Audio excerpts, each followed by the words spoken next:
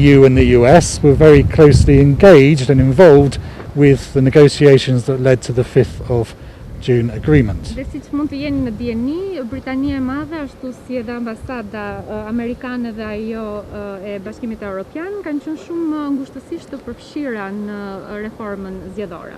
And that took a long time, and it was important because it met the recommendations from ODIHR. Dhe në marrëveshjen e 5 qershorit, e cila për të cilën u desh një kohë gjatë pune për të arritur që të përputhej me rekomandimet që ka bërë OSBE-ODIHR-i në lidhje me të. And that hasn't changed. Dhe kjo gjë nuk ka ndryshuar. What changed afterwards was some additional constitutional changes and changes to the electoral reform.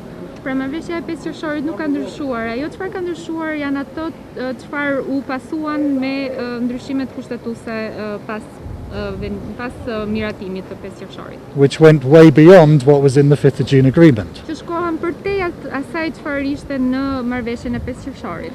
And I've already said that the UK government was disappointed that those second changes were completed without exhausting the opportunity to have a consensus. Dhe unë po them sërish atë çfarë kam thënë më përpara, që qeveria britanike është deri diku e zhgënjyer që ka pasur një vazhdimsi për ndryshimet kushtetuese mbi përtej asaj çfarë ishte dakorcuar në 5 qershor. And that position hasn't changed. Dhe ky vendim ose kjo gjë nuk ka ndryshuar për sa i përket ambasadës tonë. Zotja ambasador, ju flisni me të gjuhën tuaj diplomatike, jeni të zhgënjyer, por nëse unë do t'ju përkoj një tek klasa shqip, ku konkretisht jeni të zhgënjyer? Nëse e gjvesh pak vetëm nga petsujt diplomatik. Okay, you, Mr. Ambassador, choose to have a diplomatic language when talking about this issue, and you say that you have been disappointed. But would you really explain to us what is your disappointment about? What is the source of the disappointment? As I've said before, the reason why I'm disappointed is that Albania has a long history of doing electoral reform by consensus. Ajo pjesa për të cilën unë jam zhgënjur është fakti që Shqipëria ka një kohë të gjatë bërjesh reformash në mënyrë konsensuale. But unfortunately, this time that didn't happen. Dhe fatkeqësisht këtë herë kjo gjë nuk ndodhi. Kjo është burimi i shqetësimit tim. Presidenti i Republikës, zoti Limeta, pothuajse e ka shpërsuar gjuhën edhe për ndërkombëtarët, përfshi edhe ambasadat huaja në vendin tonë. Si mund ta komentoni këtë gjuhë të presidentit të Republikës? So the president of Albania, Mr. Meta, has harshened his language towards politicians, but also international community in the last weeks. So how would you comment his harshened language that he is?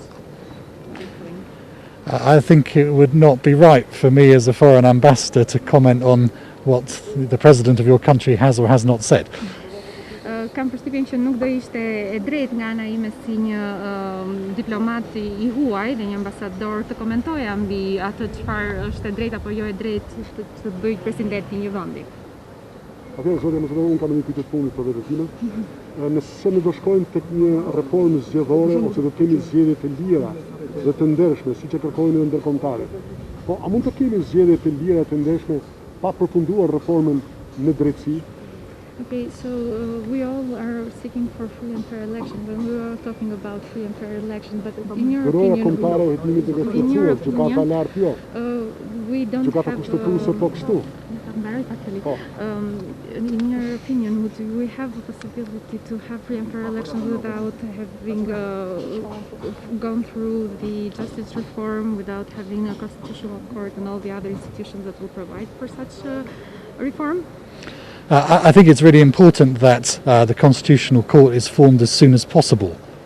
Në mendimin tim është shumë e rëndësishme që gjykata kushtetuese të formohet sa më parë.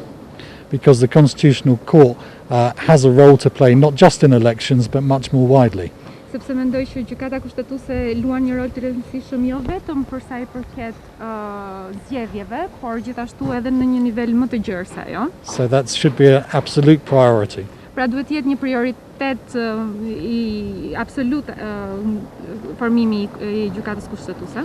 As far as free and fair elections are concerned, pretty much any country can have a free and fair election. Për sa i përket zgjedhjeve të lira dhe të ndershme, pak a shumë çdo vend, çdo shtet mund të ketë zgjedhje të lira dhe të ndershme, as long as the politicians work together to make that happen. për sa kohë politikanët punojnë së bashku për ta bërë këtë gjë që të ndodhi. And political will is more important than the system. Dhe ndonjëherë dëshira ose vullneti politik është shumë më i rëndësishëm se sa sistemi me të cilin ne, domethënë, e bën të mundur këtë gjë. Ndryshimet kushtetuese, po merrem me aksentuar. Ndryshimet kushtetuese pa konsultë në Këshillin Politik dëmtojnë integrimin e Shqipërisë? The constitutional change without consensus, do you think will harm the future of Albania into you? Well, as you know, the UK is no longer a member of the EU. Si që e dini, Britania e Madhe nuk është më pjesë e Bashkimit Evropian. So I think you'd have to ask an EU ambassador that question. Dhe kjo do të ishte mbase një pyetje me vend për një ambasador të një shteti të Bashkimit Evropian.